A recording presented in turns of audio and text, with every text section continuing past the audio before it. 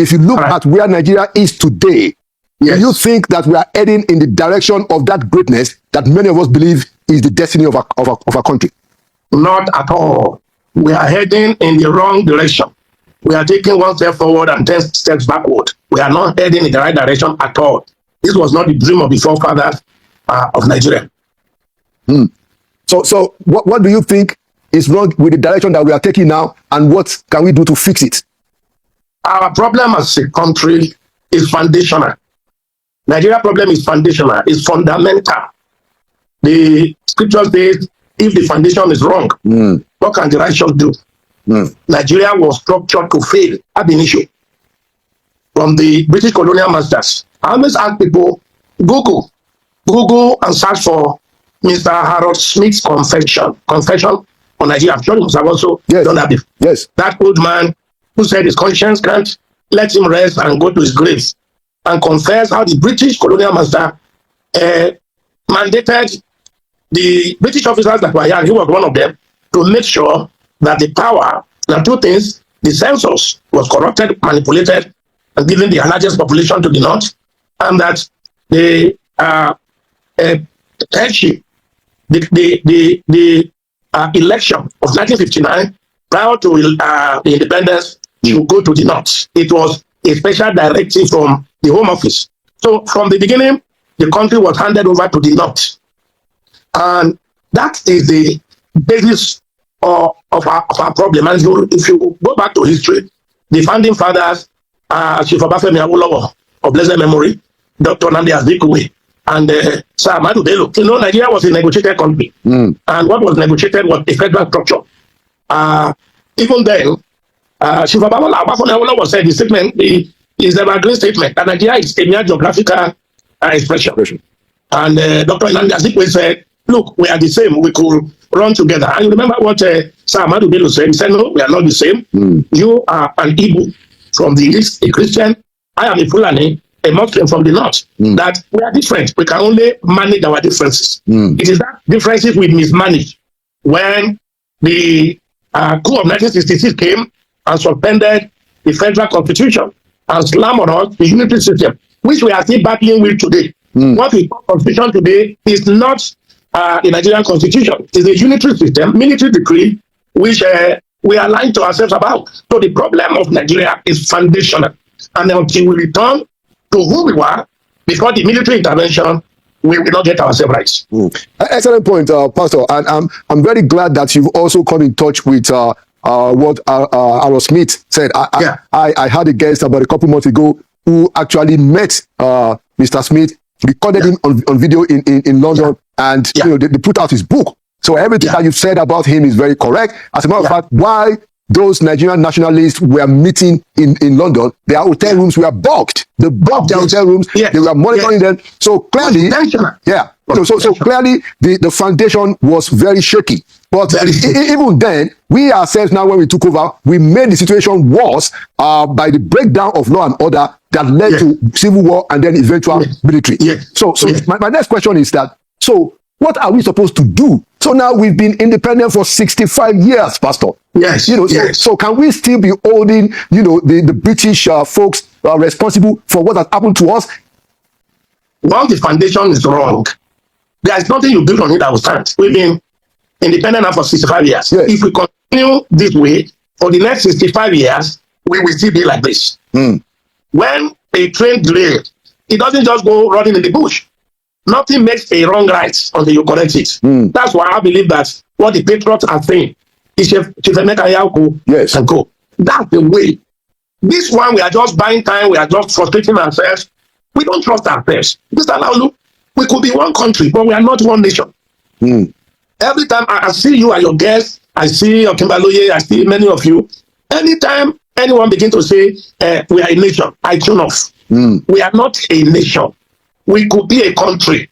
I mean, we could agree to live together, which was what the original constitution was not about, federalism. It is good to be together for size, for economy, for military power. But to say that, look, Google, again, I will be asking you to do a lot of Google and find out the meaning of a nation. A nation is a community of people with the same ancestry, the same tradition, the same culture, the same value system, the same vision, the same mission. Now, look, are we that? We were different nations, different kingdoms, before the British came to colonize us and forced us together in an amalgamation of evil. And you know that we were amalgamated for their own commercial purposes. And when the military came, they entrenched that modernization. They entrenched it on us. Don't forget that the military were on us for about 33 years. It's a whole generation. And when you look at the military general, from Murtala Mohammed to late Muhammadu Buhari, to late, not late, to Ibrahim Badamasi, to Abacha, to Absalam Abubakar. Those were the main military powers that ruled over us, apart from the 2.5 years of Obasanjo after the death of and then General Gowon. General Gowon that started it. But you see that after Gowon, all the other, and of course, you know, in the military, it is obeys the last command. And look at those generals I mentioned. They were all Muslim Fulanis from the north. So they took time to entrench Nigeria and gave it to the north. And when I say the north, gave it to the Fulanis. That is the truth. It may be a very hard truth to say, but that is the truth. And until we go to the truth and find out this is our situation, what can we do? Then we will continue to just be in vicious circle. So Nigeria we have been entrenched in an unending crisis. And if you know the history of the Fulanis, you know, an invasion. Usman Danfodio invaded the north, subdued the Hausas. The Hausa is a subdued nation. Now, there is no major city in the north where you don't have an emir. And go and find Hausa. There is no Hausa emir. They are all Fulani emirs. And what is the problem we are having today? This insurgency, this crisis, is it not the headers? The headers, the Fulanis, students, it is all tied together. We have peace and have progress if we return to what we were before their intervention. So, saying we belong, why should we keep on blaming the British? It is the foundation they have laid that we are still on. And nothing will make a wrong rise until you correct. I agree with counsel that we need to pause the political system. We are in the wrong direction. We keep going. Look, if Tinubu wins 2027 elections, all the decampees now that are decamping now, they are in line again for appointment. Once you fail or you lose election, you lose Senate, you have to be made ambassador. The INEC chairman now will also have to be made ambassador. I mean, money show the day. We are in the wrong course of recycling these old people that are really tired. What we have now is politics of banditry. You predate, you fight your way, you become a senator, become a governor, and you just have to do all that it takes at all costs. This is not the right way to govern. We need to decentralize the power of the country. The president will always say is so powerful. What's the use of the power? He can't sit more than on the bed at a time. He cannot ride more than one jet. What is the big deal about this power that somebody cannot be reasonable? But we are suffering. Look how much money has been spent on kinetics. How much is a bullet, as General Musa said? You fire a bullet, how much does it cost? All the soldiers are in the bush. We are not talking about education. Nobody is talking about roads. Nobody is talking about artificial intelligence. The world is embracing now. We are just living on predatory life for survival. We need to really pause and spend the next 1 year to discuss the way we are living. But like I said, so are we together? How do we be together? When we do that, then all of us will have a sense of inclusion. And the best minds will volunteer. You don't need to spend 100 million to get a form. Yes. You don't need that. We need to reform the system fundamentally and strategically. You mentioned one of the brilliant minds from the Southwest, Chief Bola Ige, the late Chief Bola Ige, who died in a very, very terrible circumstances. I'm not even sure whether his killers have been found. But let me look at Afenifere again, the organization, whose ideology is based on that of the late Chief Obafemi Awolowo, that advocated a philosophy of fairness, justice, and national well-being. So for some time now, it would seem that President Bola Tinubu is emerging or trying to emerge the Yoruba leader in the mold of Chief Obafemi Awolowo. Does Afenifere see him in that light? Well, the Yorubas are very, let me not say sophisticated. Anybody can say whatever he wished. In the minds and hearts of Yoruba people, we know who is selfless, we know who is intellectual, we know who loves himself as he loves the others. It is true that our president now engineered himself. He used all means possible, including Muslim tickets, including splitting Afenifere into two. But Afenifere, we were 11 in the executive of the Afenifere properly. Only 2 defected to Tinubu's side. The 9 of us are still intact in the Adebanjo fashion. It's a fact. So Afenifere is, we believe in welfareism. Freedom for all, life more abundant is the motto of Afenifere, and it stands. When Abanation now because Tinubu has seized the political space, and can anybody say this? And Awolowo will have produced blueprints in advance of coming. We know what's happened in 1979. UPN states were ready to govern under Awolowo direction. The same thing allowed for democracy too. But this haphazard governance and waking up and doing things, subsidy or no subsidy and all that, it's not Awolowo style. Nigerians should know it. Yorubas also know it too.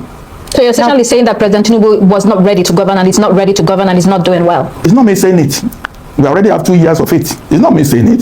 The facts are there. We now have evidence, empirical evidence. If I were to remove subsidy, I would have prepared all the palliatives in advance, automatically. How many CNG buses on the road now? How many CNG buses? The only signature project of president now is the road from Lagos to Calabar, the road from Sokoto to Badagry. But in Western Yoruba areas, where are the roads? Osun State is down now. The governor is being strangulated. Is that an Awolowo mantra to strangulate your own area too? Osun State is down. It's dying. And Tinubu is watching. It's unfortunate. Now, based on what you've just said, it has become quite apparent that public trust has been lost along the way. What actions do you think could be taken to regain and rebuild to boost the public trust once again? The patriots visited President Tinubu last year. He affirmed that he wants to do economics, that politics will come later. He has done economics now. He has passed tax reform. The tax reform, we are going to see a lot of crying when it comes to effect, but let's leave that aside. I still plead for President Tinubu to change gear. We have to look at the politics of Nigeria. He said, economy first, politics later. This next year is for politics. And the blueprint is there. It's just to send a bill to National Assembly to say, authorized for a new constitution to be debated and agreed on. By May it could be done. By October 1 it could be effective. We should not go into the next election with this predatory system that we have now. Let him even plan to retire. 4 years enough as president of your country now. Must it be Bobby of Cameroon? It doesn't have to be. How many months did the Murtala rule the country, and we see the impact everywhere? How many months? I will actually rule Western region only up to 1959. He ruled from 54 to 59. And we still have the impact up to today. So if we can just bequeath a new polity on Nigeria in the next 3, 4, 5, 6, 7 months, all the sins will wipe away in my own record. Okay. Many people find the country at a critical crossroad. Some have defined this as a moment of truth. There have been some saying that the narrative points that some people must have sponsored the institution of insecurity for 15 years for it to have been sustainable for 15 years. Do you think it's time to start naming the sponsors of this heinous act? Actually, we are not going to the root of our problems at all. I served in Kanu State in 1975, 50 years. In BUK, then you see swarms of small boys trying to even eat the food you are eating on the table. Almajiris. Anybody who is alive in that time, no skills, no school, nothing. Between the age of 30 now, 40 and 50, they are the ones carrying the AK-47 all about. We are not going to the root of the problem. It's not to celebrate General Musa as a very good person. Competent, no doubt. But rather than call sociologists and call people who really know human behavior, we want to shoot our way through this problem. I'm not convinced that we are on the right track. What's the right track? The right track is as I told you now, we have 50-year-olds that I witnessed who have never gone to school. Their father is in Sokoto, they are with Malam in Maiduguri or in Lafia. No parental guardian, nothing. They are just on the streets. Grew up to 40 years of age, grew up to 45 years of age. Are they just going to melt away? They can't just melt away. It's a social problem. It's not a guns problem at all. If you really want to go to the root of the problem, in my own opinion, the leaders of the North have not addressed the issue of how they promote their Almajiri system. Their own children cannot be, my own child cannot be Almajiri. But they are so self-centered and they ignored all the children of the North that are not be going to school all these 50 years or more. What's going to happen? Nobody's talking about it. Dr. Fakunda, you've really given us something to reflect on. The root of our problems and the fact that we haven't solved our political issues, which will now help us to solve the social issues that you're mentioning. So let me take you back to politics, back in 2022, before the general elections in 2023, when Afenifere endorsed Mr. Peter Obi of the Labour Party from the Southeast excuse me, against candidate Bola Tinubu from the Southwest. In fact, the late Pa Ayo Adebanjo seemed to be the arrowhead of that support for Mr. Peter Obi, although we had figures like Chief Ruben Fashoranti, who supported Tinubu. When you reflect on that today, does Afenifere regret that decision to support Mr. Peter Obi? Because he did say that it was in the interest of fairness, equity, and balance for the Nigerian project, and that is important to us living as a country in unity and advancing forward. My brethren Yorubas, they think and behave as if we are in Udua Republic, where Yorubas can be entitled, they can be a Milokan, can be our Lokan. But the Nigerian landscape belongs to everybody now. So, Obasanjo has served 8 years. And so, Professor Vice President has served another 8 years as whatever. If we want to be inclusive and bring the whole country together, it's only the Igbo that have not been presidents. And Afenifere, my own faction, our own faction, believes in equity and justice. Once you have rigging your way, snatching your way, and getting into position, you are not even prepared. It's clear that our president now is not even prepared to govern from day one. Why are you appointing? In fact, you also have a list ready before you are sworn in. If you have economic diplomacy, you also have trained them or what you have asked them to go out to achieve. But it came in just one slogan: fuel subsidy gone, and then we went to sleep. Can you imagine the cost now? The ambassadors now, do you know each one of them with their wife and children how much business class ticket you have to pay? Can you imagine how many dollars they have to be given to the extra code? And they have less than 1 year to serve. A terrible waste of the system. If you had an orderly system where, as far as everyone wanted, Obi, nobody can doubt his capacity, nobody can doubt his competence, nobody is perfect as a human being. At that time, he was the candidate for the time. The nation decided to do otherwise, and we are paying the price today, so unfortunately. Now, you've spoken about ambassadorial appointments, and I want to ask you my next question on that. So do you think Tinubu's ambassadorial picks are based on competence or political rewards? Well, let's have two categories. The career ambassadors, that's the peak of their career in service. They're supposed to have gone for 4 years term to serve the country properly. But they will not be hurried out, and in the next election, if Tinubu wins, then some of them might be retained, but they have to be recalled again. Imagine the waste. So their careers have just been truncated. They have been lying-eyed for the last 2 years, just rotting away in Abuja. As for the politicians, it's just the good, the bad, and the ugly. I really cannot pick anyone seriously that is of the nature of Christopher Kolade, ambassador of commissioner in London those days. You cannot think of it. But the worst part is that in the next 4 months, it will take 4 months before they even be on post, because the countries have to agree to be ambassador before they will accept. They have to stand by when they are waiting for them to present credentials of their nomination. So the next 4 months is a waste in terms of resources, in terms of time. When you do something in a hurry, rush, you fail and fumble. It's so regrettable that we have this situation. Yeah, Pastor, I was trying to say that we have had enough time to fix our problem. That was the point I was trying to make, which is why I will now ask you that. So what should we do? There is no amount. What can we do? If we don't fix it from the foundation? There is no, I will listen to so many arguments on TV. I just say, no. We have to go back. Once you have a foundation, a structural failure, it's different from when one window pane is broken, you change it. Your plumber, the WC is broken, you call the plumber to fix it. But when it's a structural failure, you have to go to the foundation. That's why all these constitutional amendments, you can't amend the lie. We're just wasting time and buying time. You can't amend the lie. I want to ask you, where did we sit down to make Nigeria 36 states with Abuja as the capital? Where did we sit down? The country that was negotiated was 3 regions: the North, the West, the East. 1963, by plebiscite, Midwest came. Where did we sit down and draw the boundary and then gave 19 states to the North, 774 local government, majority to the North, 8,800 ward, majority to the North? Look, there is no bill that can pass in that National Assembly if the North does not say so. Because the North, as we have it today, is the kingmaker. I don't hate the North. I love the Hausas. I love the Fulani, but we must tell the truth. So anybody that is talking about fixing Nigeria, that is overlooking the foundation and is saying, let's just go. It's not possible. It's not possible. That's why we find the patriot and some other a good Nigeria that I say, look, we have looked into this situation, except I am a pastor today by the grace of God, and a general overseer for that matter. And I can tell you with all honesty that even God Almighty did not make Nigeria one. No, it was the colonial master that forced us together, and the military came and reinforced it. Except we untie ourselves, we are going to be playing. It's going to be a long night.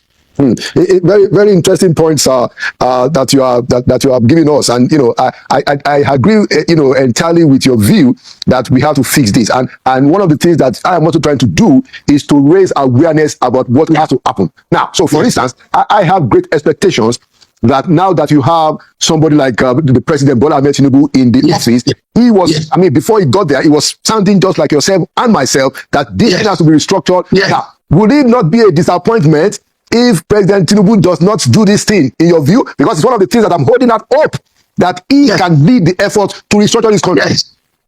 President Bola Tinubu, to his credit, before he became president, was a strong advocate of true federalism. That's what he was known for. True federalism. But he said he has ambition to rule. By the grace of God, he's there now. But he's in a very tight corner, Mr. Olawu. I doff my heart for him. He's a courageous man. You can see bold and courageous steps he has taken so far, including the latest appointment of the Minister of Defense, which everybody seems to have applauded. Wow. So subsidy is gone. That takes boldness to do. True. Because even the military generals and the previous president, everybody knew the subsidy was killing us, but who has the will to do it? Because the powers that were behind subsidy will swallow you up. But look at the boldness, look at the courage in many of his decisions. He's not an angel. Nigerian president is said to be one of the most powerful presidents in the world. That's why people are killing themselves to be president. So let's have strong states and regions, and let us have the president there to do the other thing we have mentioned. That is the only way out. And that is what he should do. If I see him today, and I ask for advice, I know it's not going to be easy. Because those that are benefiting from this crisis, those that are benefiting from the problem we have, we want to hold on to it. The National Assembly we have cannot do it. Now, they will tell you, you have your representative in the National Assembly. Go and talk to them. Between you and I, are they really representing us? Those who go there, and the first bill they passed was how to feather their nest, the constituency project, and the governors. Everybody is feeding fire except the masses. This madness must stop. All our children are japa. It's like Nigeria is a burning roof. It's like a nation that is coming down. How many of us will japa? At what age? Those who japa, what they get to come over there. So the earlier all of us begin, look, we don't need the next election. What we need is not the next. The next thing Nigeria needs is not the election. The next thing Nigeria needs is to fit this nation.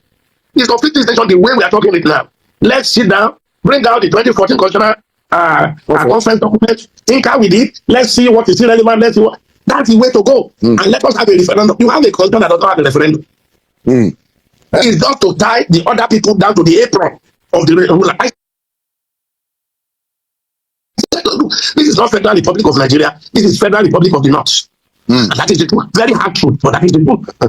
Very interesting. Even though we seem to have gotten the idea of rotational presidency, and it seems to be working well. But what do you think about that? Is it working? Oh, well, at least it's now the turn of the South. It was the. But look. I'm not a politician. I've done that 32 years ago. I'm now a leader of men. Look at what happened to PDP. Look at that crisis.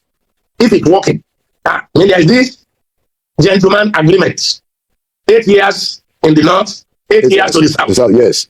And President Muhammad Buhari did 8 years. Yes. So by that gentlemanly agreement, he should go to the south. Yes. Because you saw a northern man came up and said, I still want to do, which was what brought crisis to PDP. They have not solved that problem till today. It's not working. Because that's 8 years shift. It's not in the constitution. It's a gentleman agreement, which he said, look, some people will tell you, as long as you are in Nigeria, you are qualified to vote, which is what is in the constitution. But there is this gentleman agreement which he broke. And that broke PDP up to today. It did. And everybody's talking about it. Becoming one party. Is it becoming one party state? Things are just happening. I mean, getting worse every day. We can't continue like this. We can't. I agree entirely. But let's move on to another topic that I wanted you to talk about. Right. So the insecurity, the killings in the country, and what had happened recently when we had the unusual occasion of an American president saying, "Hey, what's going on there?" Yeah. So what's your take about the intervention of Mr. Donald Trump in fact, he said that there is genocide going on in Nigeria. Yes. Nobody can deny that there is genocide going on in Nigeria, real time. And it's not just that today. It's been on for a long time. Those of us in the South, we may not feel the heat, but our brothers in the Northeast, Northwest, to a large extent, North Central, are under attack. You see, even if you are not there in Maiduguri, in Yobe, in Plateau, you see the number of people buried every day. You saw the cry out of Reverend Ezekiel Dachomo and several others. You saw those footages, everyday cry, everyday death, everyday shooting. So Donald Trump tweets was only a wake-up call. He's been there. And you know, America pride themselves in being the policeman of the world. America pride themselves that, look, we cannot open our eyes and let such practice be on for long. Whoever say there is no genocide in Nigeria is being economical with the truth. It's not being honest. It's been going on. Killing, especially Christians. It's not only Christians that are killed. Muslims are being killed. But initially when Boko Haram started, it was focused on Christians. Later, some Muslims were being killed. But if you find that you go and profile, every life is important. Muslim and Christian, every Nigerian life is important. Yes. And it pains my heart. Whether it's a Christian or Muslim or non-believer or free thinker, nobody make life, nobody should take any another person's life. But we have a group of people who felt the rest of us are infidels. The rest of us are Catholics. If you don't agree with that, their own Islamic ideology, you either submit or you are taken off. It's been there. So Donald Trump only was saying the obvious.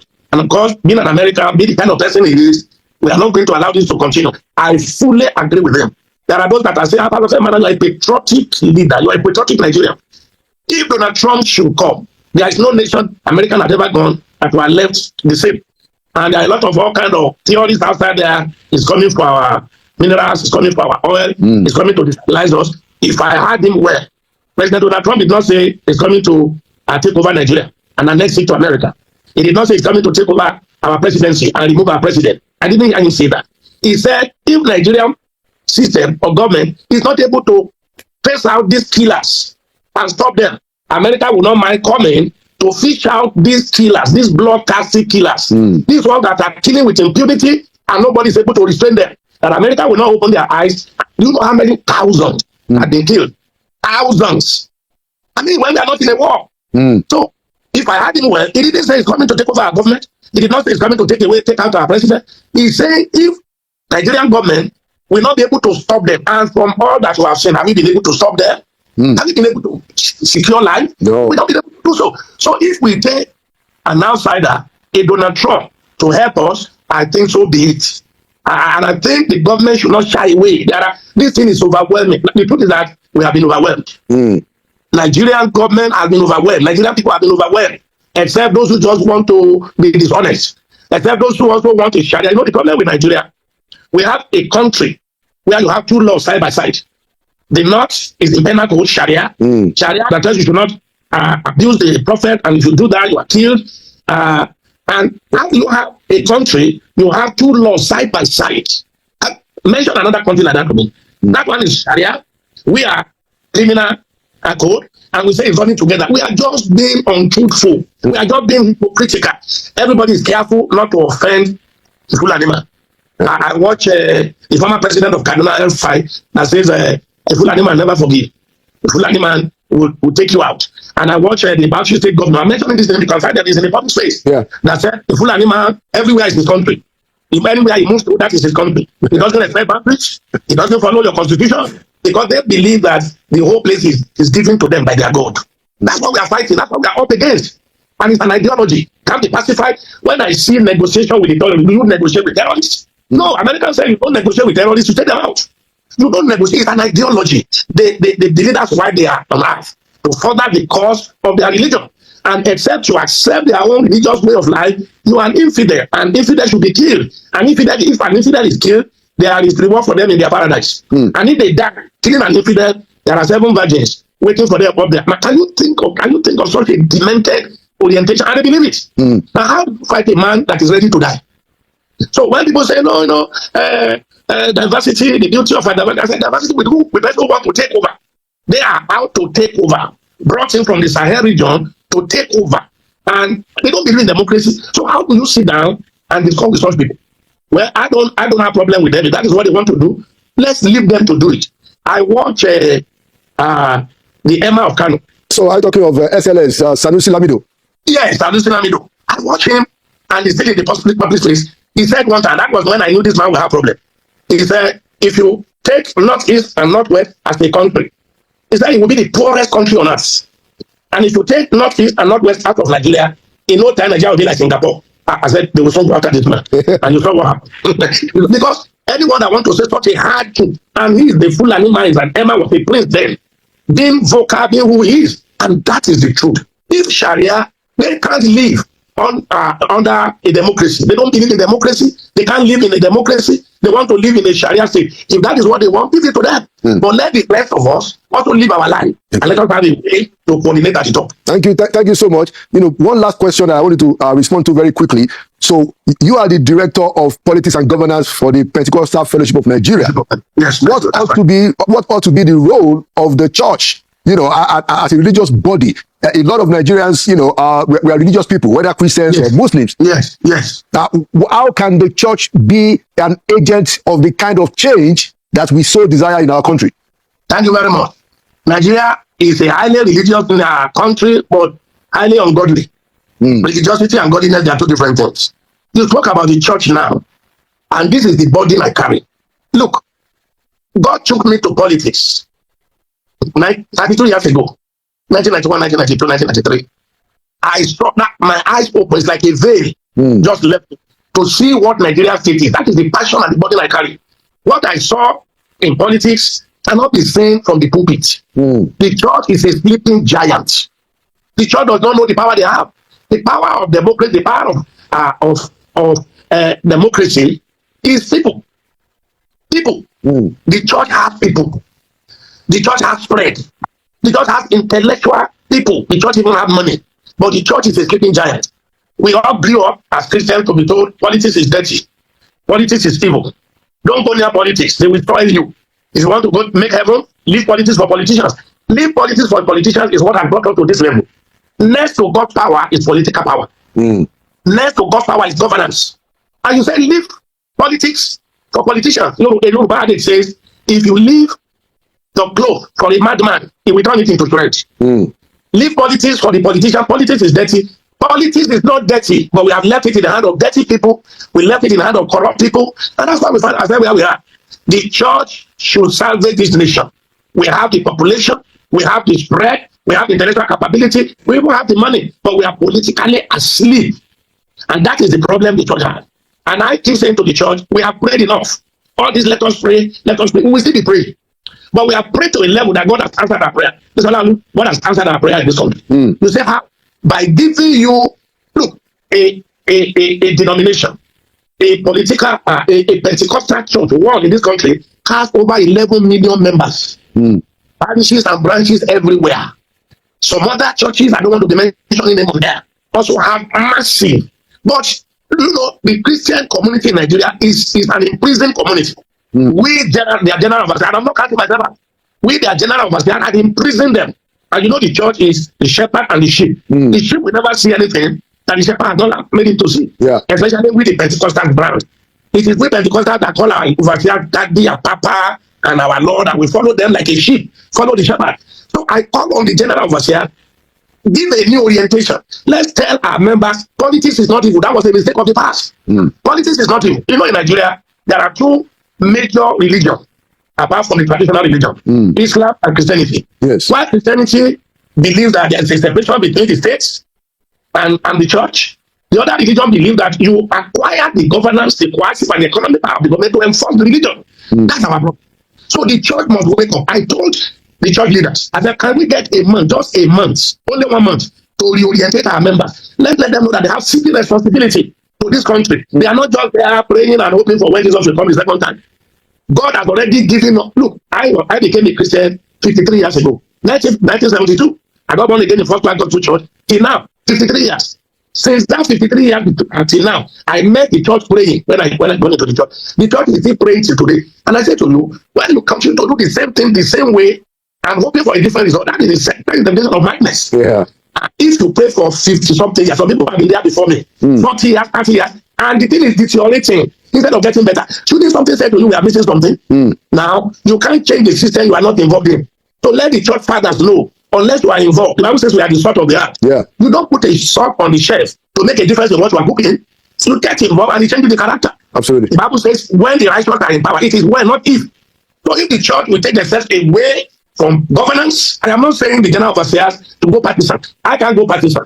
General overseers cannot go partisans. Our daddies, whose name I don't want to mention it, can't go partisans. But God has given us these people as members, and they submit to us. Let's orientate them. Let's ask them, go back to your street, go back to your world, and join. Politics is grassroots. And that's another thing. Even non-Christian, there are patriotic. Can I say this? There are patriotic Nigerians. There are Nigerians who won't steal in and outside of church, even from Muslims, even from men and Muslims that are not seeing other people as infidel. There are good Nigerians inside this country, outside of this country, who have who have the passion, who have the intellect, who have the ability, who won't steal, that can fix this nation. But the system we are playing now will never allow them to emerge. Because the system is a political system. And in Nigeria, democracy is only on paper. Democracy is supposed to be the government of the people, by the people, for the people. That's not in Nigeria. In Nigeria, political parties are owned. This allows you, as brilliant, as cerebral as you are, as civilized as you are. If you want to be a councillor, the smallest, you must have a godfather. Because some people own the structure. So you can, if you don't have credible delegates, you can't have credible candidates. Wow. If we vote, the structure we are running now, if we vote 100 times, we'll be voting for the same people. Because it is the party that we produce who to vote for. Yeah. This is what many Nigerians don't know. Don't know it at all. Many Nigerians don't even know it at all. Even the youth. Look at the population of the youth in this country. Huge. But you can't take anything on social media. You can't say anything agitating. You can't say anything speaking big grammar. You can't change it running away. No, we got to see. We want to move to the grassroots, overwhelm them at the world, and produce delegates that will vote for credible candidates. Then Nigeria will be making headway. Thank you so much, Pastor Femi Emmanuel, for your very deep insights today. Thank you for your voice on the situation of the country. Thank you for your projection, and thank you for coming to Insights.